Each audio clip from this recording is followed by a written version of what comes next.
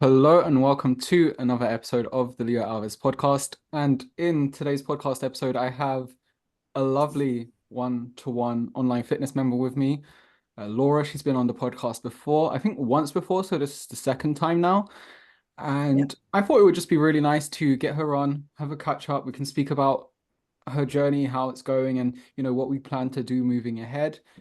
Saying that, what we could do just to start off the episode, because I thought you could introduce yourself. So maybe you could introduce yourself for 30 seconds, maybe who you are, where you're from, where you are now, what you do, and then we'll go from there. Sure. Yeah. I'm Laura. I'm British, but I live in Oslo, in Norway. I've been there for about 4 years. I moved with my job. I'm a shopper behaviour consultant, and yeah, I think also been working with you, Leo, for just about around 4 years. Must be about 4 years now. So probably one of the longest clients. Got to be up there on the highest number of check-ins. Yeah, joint longest. Yeah, Yeah, with Anka. I'm sure you've seen her yeah, name around. Um, yeah. We've done a lot of so check-ins, over uh, 100. yeah, it's over 150 now. So, and if you don't know what check-ins are, if you're listening and you're wondering what check-ins are, it's just basically that weekend feedback that we do every single week just to make sure that we're staying on top of things regarding our plan, if any changes need to happen, and just like the main part of communication. Um, Otherwise, one thing I would love to ask you before, maybe we speak about the more fitness related things. So you're a behavior analysis, did you say? For Yeah, shopper, like a shopper behavior consultant. that's so um what is something maybe that you've picked up that's very interesting from your job or that a lot of supermarkets do that you feel like the average person doesn't really realize? And this is me asking out of genuine curiosity. Oh, yeah, they do. A lot of things. I guess the more obvious ones are when you get kind of targeted advertising and things like that. So you probably notice when you're on Facebook, you get ads that are quite specific to what you've been looking at. So supermarkets do that as well, in terms of they look at what you buy and they give you discounts and coupons and stuff based on items that the customers bought. But then there's a lot more advanced things. So, for example, some retailers, they have a health score for each customer based on all the items that they've bought um, over the years, because every product has its own health score, and then they can look at their customers and look at how healthy they are and kind of recommend changes and things like that they can make. So it goes to quite a it goes pretty advanced. Obviously, when you get into things like that, there's also a lot of watch outs and things to consider, such as people probably not.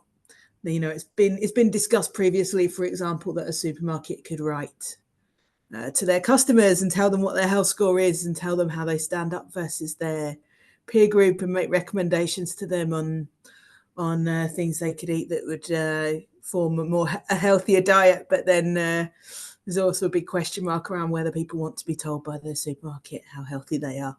So, but there's a lot of interesting stuff. They have a lot of data on people. Wow, I did not know that. That's very interesting. So, obviously, I knew about the targeted ads. I knew Mm. about quite a few things that you said there, but the health score, I did not know that part. It makes sense, and that's very interesting. And it did like bring up the question in my mind, which you mentioned towards the end. Um, uh, yeah, I wonder why maybe why they are offering like like healthy suggestions because a part of me would feel like surely the supermarket's aim is to make as much money as possible. So I thought it would maybe show them or give them more of what they're already having, which is I don't know what the thought process is there. Yeah, it's I guess these days though, companies also have kind of like a higher purpose outside of sales and profits. So, and certainly for a lot of these big companies, like um, moving people to a healthier and more sustainable basket, is certainly part of the purpose, I guess, of a lot of these large retailers. And yeah, it's very interesting, like the role that they take. And you've obviously probably seen stuff in the news about the sugar tax and removing sugar from soft drinks and that kind of stuff. Obviously, retailers can play a role in driving suppliers to make changes as well. So yeah, a lot of what I do is kind of looking at broader shopper trends, making suggestions to the retailer I work with on how they can make changes. But yeah, I find it a really fascinating area. And there's even cases as well. You may have read news articles about being able to identify people that have certain diseases based on what they're buying. So, like, there's cases where a supermarket has been able to actually correctly diagnose someone with, I think it was uterine cancer, based on the painkillers and the type of products that they were buying. They were able to actually contact that person and suggest they seek help, and they were correct, because they can kind of identify the symptoms from the things that they were buying to treat those symptoms. So yeah, I think it's a fascinating industry, and we also, healthcare data as well as something that is a growing area, kind of looking at people's healthcare data as well, and being able to use big data to better treat people, basically. So yeah, it's like stuff like that I just find really interesting, how you can use data in a positive way for people. I find this really interesting as well, and I'm definitely I would love to speak about this a bit more than I initially planned. Or at least there's two things that I want to say, and I'm trying to like say both at the same time. I'll say so I'm sure that maybe AI now, with the introduction of this, is only getting more and more sophisticated, perhaps for lack of a better word, or just like really just good at what it's doing. Maybe I'm sure you found that really interesting as well. Maybe you want to say a little bit more about that on that part. Yeah, I mean, I think AI is an interesting one because everybody's talking about it in the last 18 months, 2 years, I think predominantly because of chat GTP, but like AI in the industry has been used in this kind of in this big data industry. It's actually been used for a long time, but certainly now I think people are just becoming more aware of it, and the ways it can help, and particularly generative AI, which is the chat GPT pillar of AI that chat GPT uses. But yeah, that's definitely going to be a big change for the industry as well as that develops. Okay. So, and one thing actually, a question came to mind about something you said previously as well, which I thought I'd quickly want to bring up before we move on. So you mentioned then it raises the question of whether or not people want to be targeted with healthier alternatives, and um and I'm assuming, and obviously I'd love to hear what is actually happening if I'm incorrect, that the reason why this is that they are suggesting this is because, as you said, supermarkets perhaps feel maybe more of um, a responsibility to, I guess, just improve the health of the population, at least locally, of their shoppers. Is that what's going on, or is there a different thought process there? No, I think certainly, and and certain retailers, particularly if they're that leading retailer in a market, they do see it as their responsibility to an extent, um, to make the world sort of healthier, more sustainable. Build healthier and more sustainable habits with people. So and obviously they take part in forums, and they influence the government and have those kind of discussions. So I think there's definitely a role for retailers um, to help people. After all, they probably, they're certainly also the people that drove kind of mass produced, ultra processed food as well, right, and made it available at a cheaper price. So not saying that was necessarily a bad thing at the time, but they've certainly got a really big role to play, I think, in people's health and making, at least giving people choices and making sure things are available rather than, for example, constantly promoting ultra processed products only or pushing, less healthy products by using multi-buy promotions all the time, things like that. So I think there's definitely a role for them to play. For example, making fruit and vegetables more accessible to people, offering a more affordable price. You might have seen some of the promotions in the UK of having 5 different vegetables or fruit and veg every week at 50p or something like that. A lot of those initiatives are put in place to at least enable people to make healthier choices. Okay, so I have like so many questions still coming to mind. Yeah, and this is again me asking out of my own curiosity. I don't know if I'm sure you perhaps will know this. So why is it that supermarkets, and I'm sure you know the main answer or the easy answer is, oh, because they're looking to sell more. But I'm sure there's maybe more of a reason why supermarkets decide to do loads of like multi-buy promotions, or yeah, so like buy one get one free or buy one get one half price, or whatever it might be. Like, what is the reason behind that? How do they know which items to do that for?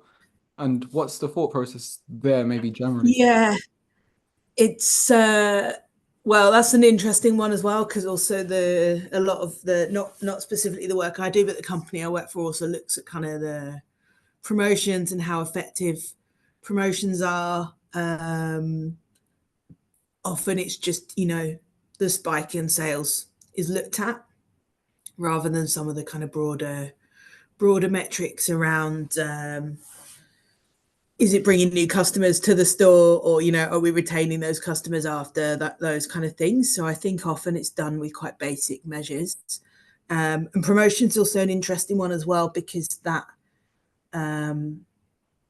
one of the things that I think retailers are starting to look at, as well as they look at what kind of products they're encouraging customers to buy. So for example, there's a promotion that you'll see where I live in Norway, where the leading chocolate brand in the market, they'll do these big promotions through the year in different retailers, and it's buy 5 200-gram chocolate bars for about €10. I know that sounds like a lot, but that's actually quite a good. It's quite a good deal here. Quite a big discount. Yeah, But Scandinavia's buying, expensive.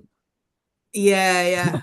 So, but buying a kilo of chocolate is kind of like most people are just gonna eat more of that, right? So is that the right thing, like to be pushing kind of a kilo of chocolate at people? Like you're probably not going to see those kind of promotions in the UK so much now, for Yeah. example, because I think retailers are thinking a little bit more about what's the right thing. I think that's a good example, right? Like no one's forcing an individual to eat chocolate, but by constantly offering deep discounts for people buying a kilo isn't really helping people make good choices, right? So it's kind of all about that balance of a retailer's kind of really helping their customers make the right choices.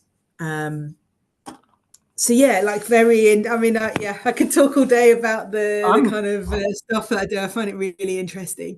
I'm more than happy Um, to keep speaking about this. We can if there was there anything else you wanted to say about that?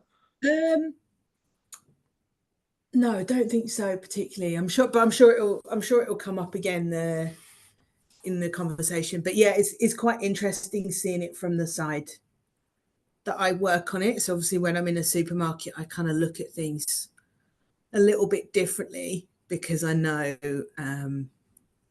what's behind it a lot of the time. But I also, a lot of the work I do, I work specifically on the fruit and veg category. So we're always trying to get people to, how can we kind of get people to put more fruit and vegetables in their basket. But it's also one of the most expensive products, especially here, because a lot of it's imported and it travels a long way. So yeah, it's kind of interesting to see it from the side of both working in that industry, but also as as a consumer as well, right? And thinking about how do I kind of make the right choices for myself rather than just being drawn. I'm still someone now that will see, oh, five for €10, that's such a good deal. Mm. I'll go and buy that, and often, and it's still kind of sat in my locker because I kind of buy it and forget about it. So I'm not someone that necessarily want to eat a kilo of chocolate and be like, it's not dangerous in the sense of like, oh, right, I'm going to eat that in a week. But at the same time, I then look back and think, well, why did I buy that? If it's now been sat in my locker at work for 2 years because I forget that it's there. So it's just interesting. Also, the kind of like the psychological tactics and stuff that retailers use to get you to buy things. What would you say is one of the most effective um, like methods that you guys have used specifically with successfully selling more fruits and vegetables? Maybe there's loads, and I don't know if that's quite a broad question, but is there something that maybe stands out that's very effective that helps put fruit and vegetable into people's baskets?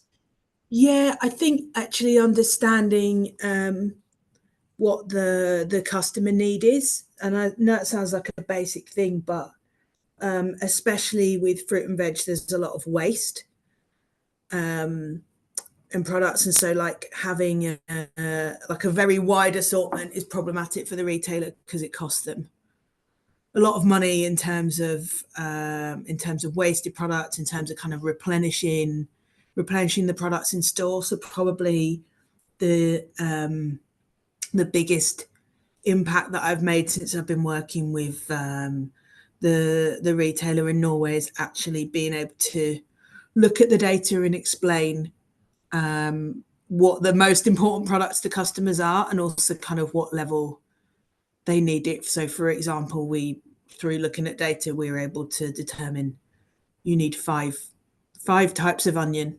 Like, I know it sounds like quite a lot, but actually they were stocking a lot more than that, and kind of different sizes and different pack sizes and stuff. And then we were able to look at it and say, actually, you need red onions, yellow onions, a large bag of kind of all-purpose ones, and shallots, for example. Like that's what you need to have. So they were able to remove a lot of products, and then their availability improved, their sales improved, there's less waste, customers are buying more of the product. So it's kind of things like that, like understanding what actually people are looking for, customers are looking for in store.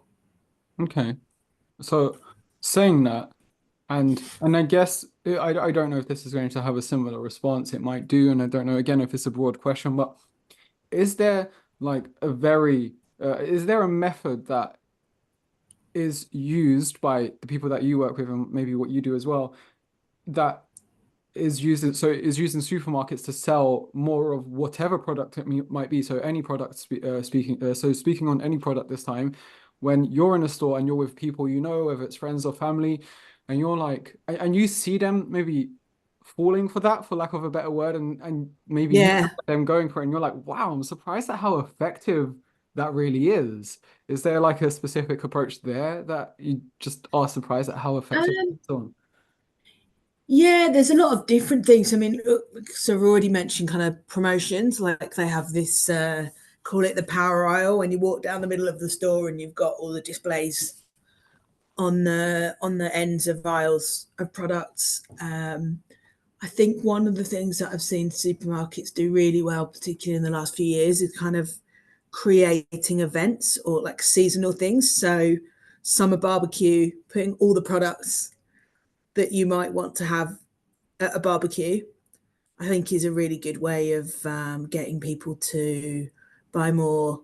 Same with Christmas, right? How can you kind of get people to purchase those incremental products by um, citing everything together, and then I think also use of loyalty programs. I mean, they've been around for a while now, but they're very smart, I think, in how they give discounts to customers on certain products, encourage them to buy new products.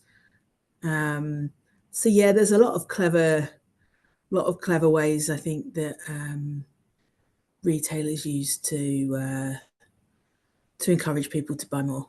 Hmm. And if there was one thing, so I've got two more questions left.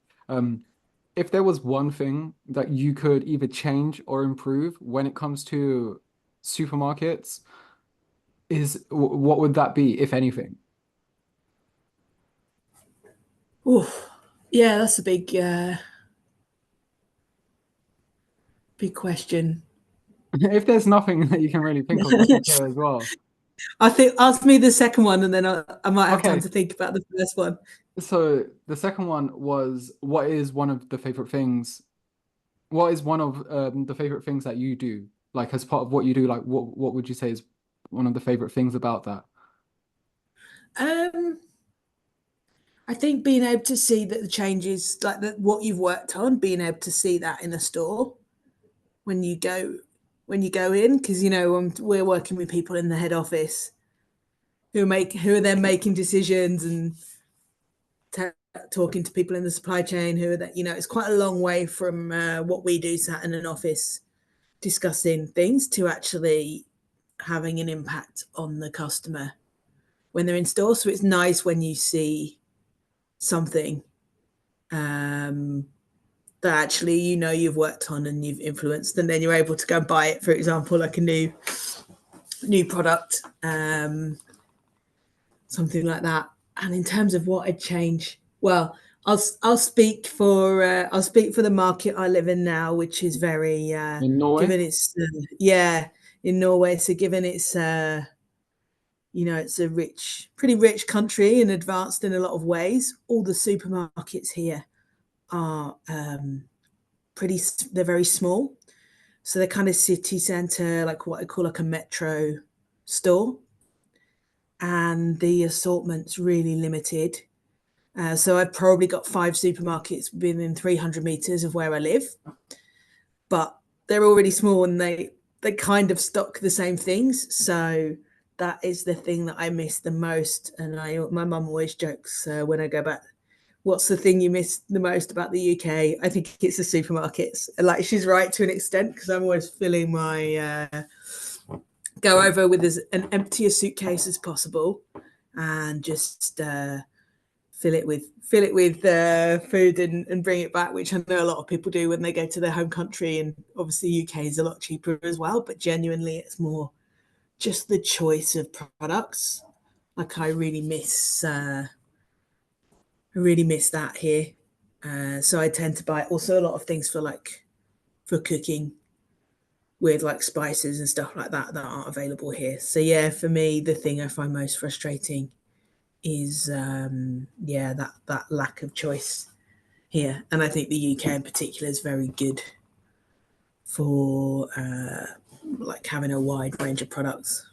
I agree. I feel the same when I go to the UK. I think the US is best for that. That I don't know, some people might argue that they have just Yeah. too much choice, and that can also probably not be a good thing, but I think the UK really has it. I think the UK's got a really good place with that. Um, one one more question actually came to mind. Do you influence where foods go in supermarkets, like whether it's the chocolate? Because a few I've heard about and are like the small one-off chocolate bars go by the till because people are more likely just to spontaneously grab it and put it in their Yeah. basket. So you do work with that before I keep going on, right?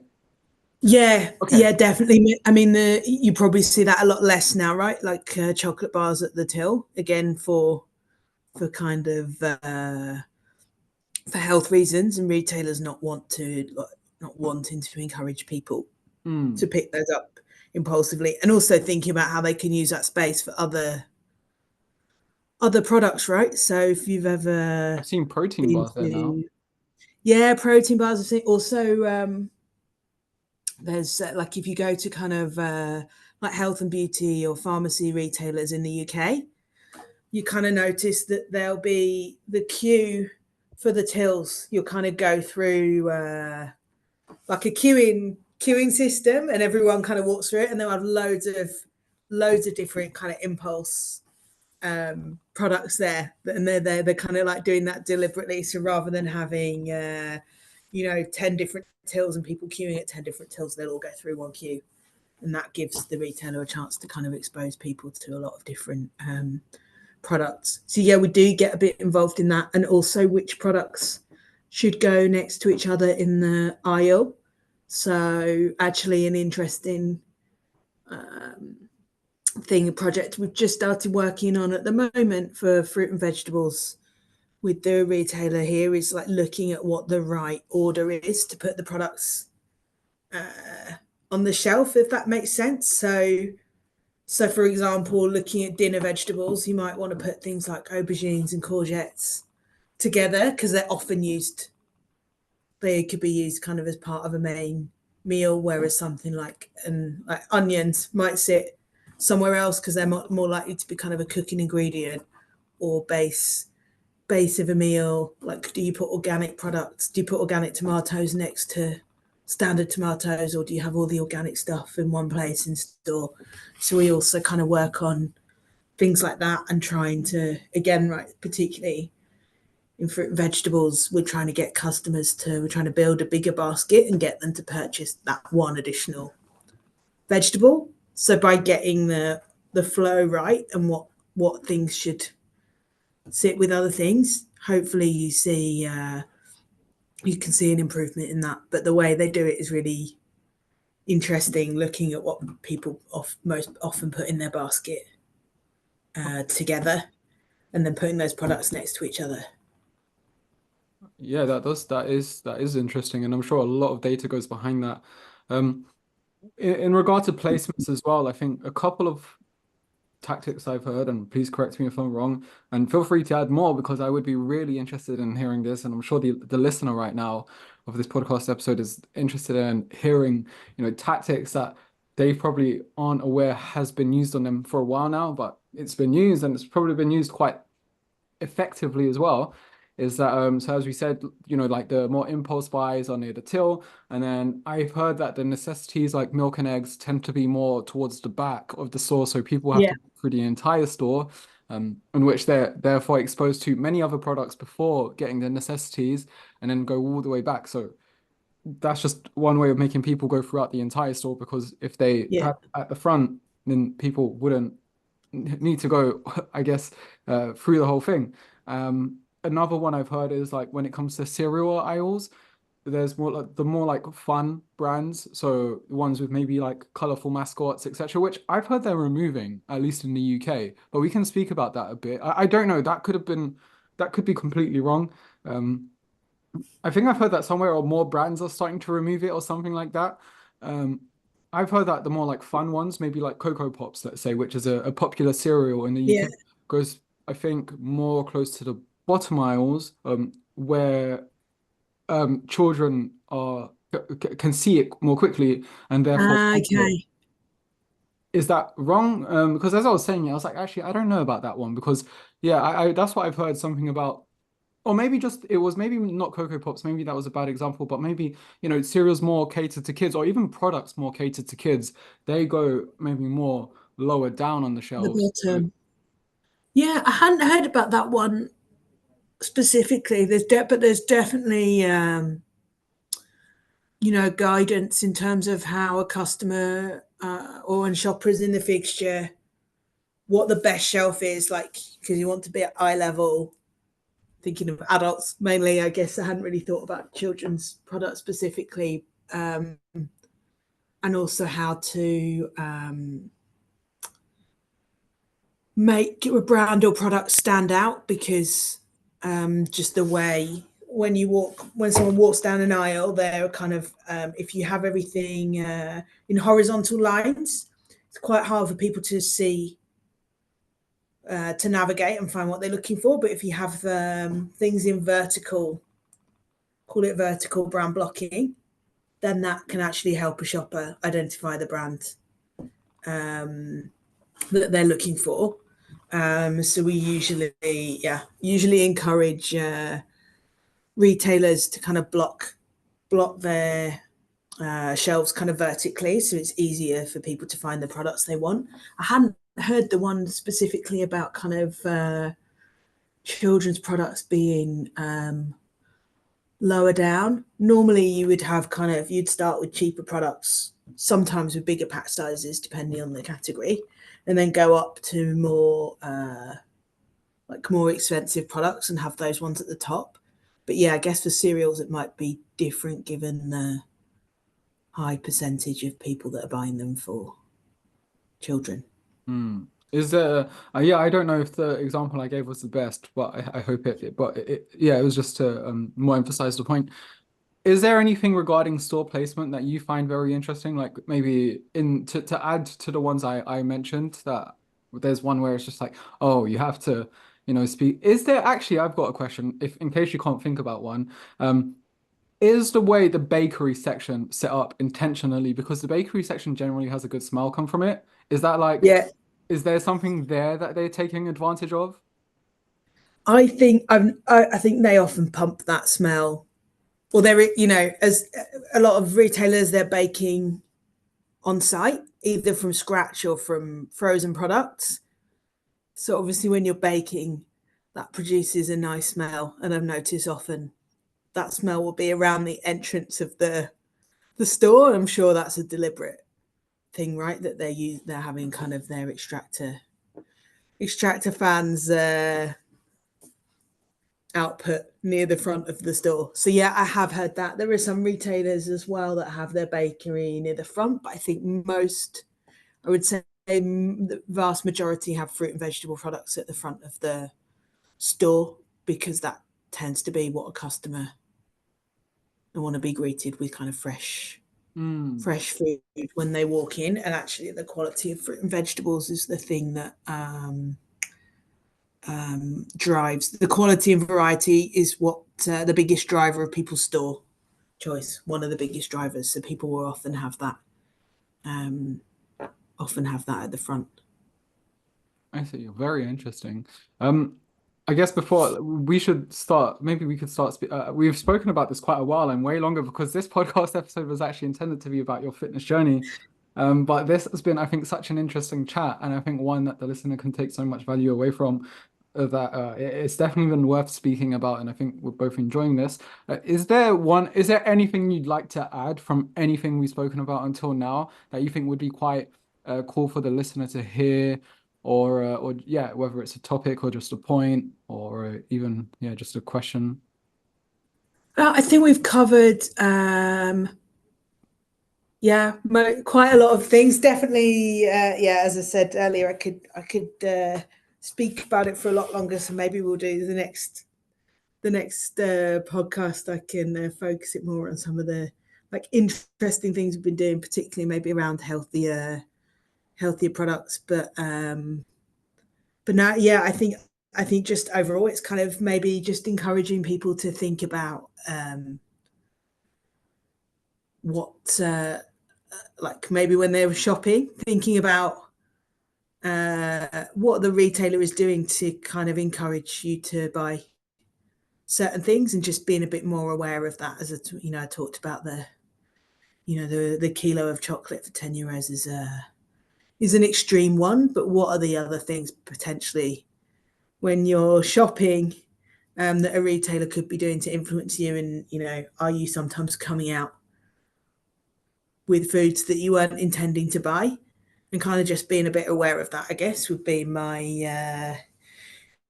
advice. Like I said, it doesn't always have to be bad things. I'm currently working on we're currently working with a berries supplier on providing kind of like small snacking pots for raspberries and blueberries to encourage people to get them for kids' lunch boxes. So I think that's a really good thing, right? If you can encourage kids to eat more berries and have them as a snack in their lunchbox versus what they're having at the moment. So that's a really positive example of a retailer trying to influence their customers to make. I don't think anyone could argue that's probably going to be a healthier choice versus whatever else would have gone in that lunchbox before. So that's a really nice thing to be working on. But equally, there's probably a lot of other times where someone's going into a supermarket and the retailer's influencing them perhaps to buy something that they didn't intend to buy or they hadn't planned to eat. So it's probably just people to think more carefully when they're shopping around whether they're making the right choices for them. Mm. I actually have a question on the back of this. So is there, from everything you've done, is there maybe, it can be from any point, and I know you've been doing this for years now, where you've been like, I guess, quite surprised at, I was going to say like quite surprised that maybe, I guess we kind of spoke about this already, but um, just, oh wow, like that's a tip that's something we're doing and that works quite well. I guess I've kind of said this already, but maybe there's something there. Where we've been successful. Yeah, where you were like first exposed to it and you were just like, oh wow, that's actually really successful. Um, yeah, as I said, like I think probably actually the one I've seen is in the UK when retailers started doing this like something's called Fresh Five or Super Six or so, and they would have different fresh vegetables every 3 weeks, and they would be like 50p or something like that. Really saw a big increase in the number of vegetables people were buying. So yeah, very simple one, but those things really do work. You know, putting it at the front of the store, saying it's always going to be a good price. It just removes that barrier, right, for people to eat healthily, because in that case it actually is cheaper to buy fresh vegetables and make something at home than it is to go and buy, I don't know, long life. I don't want to name food because it's not like No, any no, food's yeah. particularly terrible, but you know, obviously sometimes it is cheaper to buy kind of pre-prepared stuff, and things like fresh fruit and vegetables can be expensive. So just kind of removing that barrier and giving people the option, Hmm. like we really saw a big change in people's behaviour. Yeah, Laura, I think this has been such an interesting podcast episode, and I've just seen the time. It's it's been over 40 minutes now, so maybe we could start. We'll start winding it up, and then maybe in the future we can do a podcast episode about your fitness journey as well. Yeah, maybe Yeah, let's do because that. we've got to be. I want to be mindful of your time as well, and then and I know the upcoming conversation wouldn't be the quickest, because you know there's a ton we could like. There's a lot we could discuss as well, and there's a few things that we could pick up on, but. I guess I'll start winding down this podcast episode. Is there any, I know I've said this already, but I know, but then since then we spoke about a bit more. Is there anything else that we perhaps haven't spoken about or you'd like to mention, or you think is another great bit of advice that you think the listener could hear, or just a fun fact even before we finish this podcast episode? Um, yeah, so I think, well, as I said, my kind of final bit of advice to people would just be to be very mindful of what you're buying when you go into a supermarket, and really to think about what it is that your goals are and what you want to buy, rather than buying what the retailer wants you to have, if that makes sense. And I think I mentioned it before, that my fun fact is if you've got a loyalty card, the chances are a retailer's giving you a score on your health and various other things, which probably be a bit of a surprise to people. There is no way people can see that, right? Uh, Their no, health you score, might be like able just to your general fly. everyday person. Ah, okay. No, no. Yeah. Okay, I thought so. Okay. Yeah, this has been a really interesting podcast episode. Is there anything, let's say so someone's listening to this podcast episode, let's say they're like, wow, this is so interesting. I want to find out that little bit more. I guess aside from Google, is there maybe some specific sort of resource that you'd be like, oh, you should perhaps check this out if you want to find out more? Yeah, if people are interested in the like kind of the uh, big data kind of industry specifically, there are definitely some good books. I'm just trying to think off the top of my head. So the one I would recommend, there's a really good one called Scoring Points, and Scoring it's all about points. how Tesco scoring points, and it's all it's probably talking about 20, 30 years ago now, but all about how Tesco use their loyalty card when they launch club cards to really understand their customers better. So that if you're interested in kind of like the data side of it and how retailers use data, there's also some more general ones on kind of big data and how Google uses like the information that Google gets based on what people search for. Also, companies like Netflix, how they develop programming based on kind of user data. I can't think off the top of my head, but I'm sure I can look it up Yeah, and send them to you so you can put it in information. yeah, what we can do is you send me any suggestions that you might like or you might Yeah, have, and then I can just put them as a link in the show notes of this podcast episode. So if you're listening to this right now, check out the show notes of the podcast episode, and there'll be like further reading materials if you're interested, yeah, alongside maybe just like my social media handles and stuff, so you can check that out. Yeah. Was that I don't think I don't know if you use social media much or anything, but if you wanted to share your handle at the end of this, it's completely up to you. You don't have to if you don't want to, but if you want yeah. to share your Instagram or your email, someone might have listened to this and be like, "Oh, I love Laura. She sounds amazing. I'd love to follow her." Sure, can do. It's mainly pictures of me on holiday in various places, eating lots of interesting food or skiing. But certainly happy to share it if people are if people are interested in that. What is it? Did you want to share your handle? You don't Yeah, have it's to if you don't want McKee on tour. tour. Okay, I'll put that in the show notes of the podcast episode as well. You're going on holiday soon, right? Yes, going skiing To next week. one or two. Okay, where in staying in Norway? In Val Thorens in the Alps. Oh, nice. Okay, I'm Yeah, excited so it for should be you. good. I'm excited Obviously, for you. so I live in Norway, so I ski quite a lot here, but we don't have places, don't have the same size of resorts Yeah, that they have in the Alps. So it's always nice to get away. I've been to Scandinavia twice. I've been to Denmark and Iceland, but I've never been to Norway, and I'd love Yeah, to see it someday. Um, yeah, it is really interesting place to live. And I'm also maybe we'll talk about it on the next podcast episode. But I've just booked to go to South Korea on like a food and cooking adventure, which sounds really cool. Like traveling around to all the different markets and stuff and cooking lessons and yeah, oh wow, how big long is fan that of going to South be? Korean food. I think the food tour is a week and then I've got like a week on my own. So I'm doing that in April. That sounds so exciting. I miss when I was in Japan, I really wanted to visit South Korea because it's around the corner and flights there were quite cheap.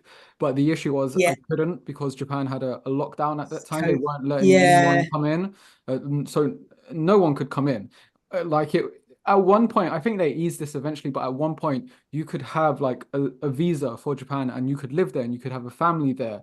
But if you weren't Japanese, you weren't coming in. And I was like, whoa, like that's Yeah. really harsh. So I was like, yeah, there's no way they eased that up eventually, but I think it got eased up to the where, okay, anyone who lives here can come in now, but if you don't live here, you can't come back in if you leave. And they had that on for like a year and a half. So I just, yeah, I couldn't leave South Korea, which I didn't mind too much because, in Japan, there's lots to see. And I did see a lot. Part of me wishes I did even more now, but it is what it is. But yeah, I'd love to visit. That's basically a really long-winded way of saying I'd love to see South I'd love to Korea. visit South Korea. Yeah, Yeah, no, they're often combined, but yeah, I had the same. I did like a month in Japan a few years ago and absolutely loved it. yeah. So I haven't been to that part of the world for a while, and I've been assured by friends. I had a friend that went to South Korea last year that is going to meet my like quota for craziness because it's going to take a lot to match some of the mental things I witnessed in Japan, but apparently South Korea is up there with some cool stuff as well. I'm excited for you. Yeah, I think it's going to be great. So I'm looking forward to it. Yeah, so maybe we do one when I get back on all of the different foods and stuff we got to try. Yeah, let's do that. Okay, yeah, Laura, thank you so much for coming on today. That was a really fun, unplanned. I did not plan that Yeah, at all. It was just like really, it was literally bit just different. it was just yeah, someone an expert in their field speaking to someone who was genuinely curious and was coming up with questions as we were speaking. But thank you very much for that. That was really fun, and I hope you have a lovely day. Perfect. You too. See you later.